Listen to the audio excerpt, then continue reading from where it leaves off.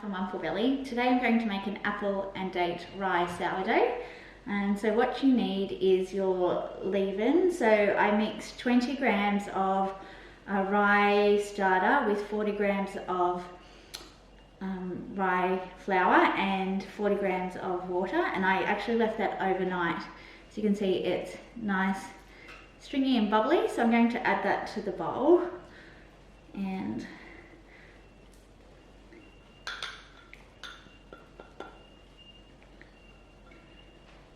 what we're going to do is add 375 mils of room temperature water. I'm just going to break that starter up.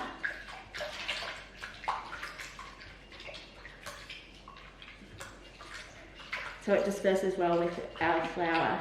Now, I'm not using a full rye flour. I've got a mix of white and rye flour, just because the rye I find is too dense.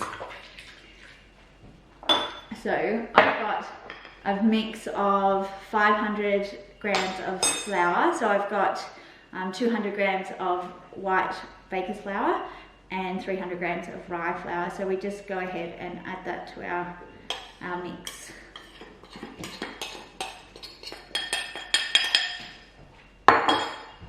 And we're going to just combine that, mix it till it's all combined. And then once that's all mixed, we're actually going to leave it for 2 hours. And as I've said in my previous videos, the autolyse process. This is important, and it's for the gluten to do its magic. So it becomes all sticky and rubbery and gooey and great.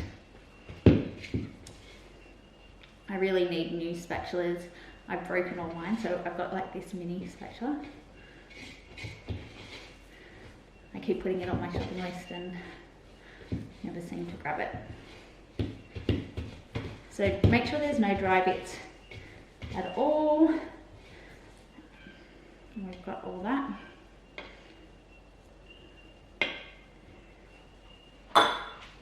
Okay, so you can see, just like that. And what we're going to do is cover that up. You can put a tea towel over that and put it in a nice warm spot for 2 hours. Just so you can see, I've got 125 grams of fruit, and I've got 50 grams of dried apple cut and 75 grams of dried dates, which I've cut up. And also you'll need 10 grams of fine sea salt. I've just got pink salt, and then we'll add them in. Let my dough rest for about 2 hours, and now I'm going to add my salt. I've got 10 grams of salt, which I've just dissolved in a little bit of water, about 12 grams of water. And I've decided I'm going to add some cinnamon as well, so it's about a tablespoon of cinnamon. I'm just going to add that in to there. I should have added into the flour mix, but I didn't. Just a note that cinnamon also stops the fermentation just a little bit, so you might want to rest your dough for a little bit longer. We're just going to work that in to the dough, just with your hands there. And then we're going to let that sit for about 10 minutes before we start our folding process. And we can fold in our fruit. Just work all that cinnamon and salt in evenly.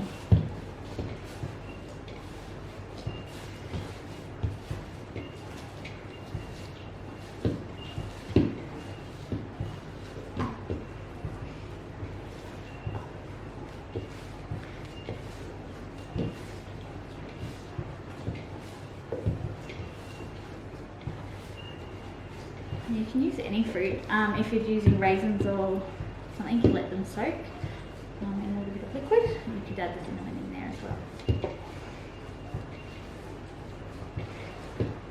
There we go.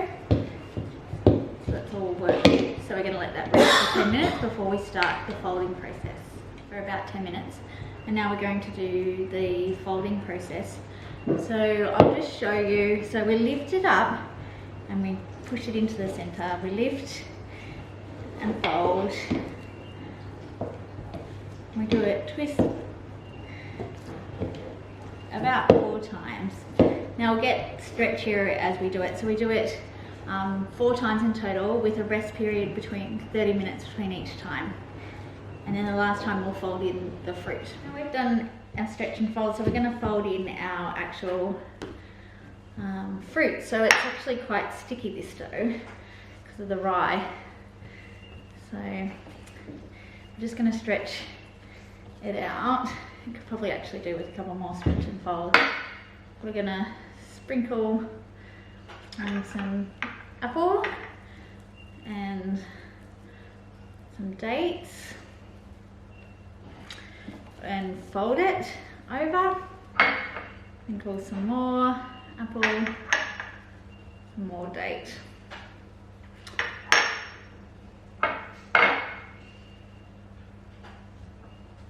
Over. And we're going to fold it over and in. And I'm probably going to do, since it's not very stretchy, I'm going to do probably 2 more folds on this before I actually shape this dough. So we're going to put it back into the bowl and do the extra folds. Right, so we're up to shaping the dough. It's actually quite sticky now. So we've got all our fruit in it. So we want to stretch it out. So I've just got a floured surface there.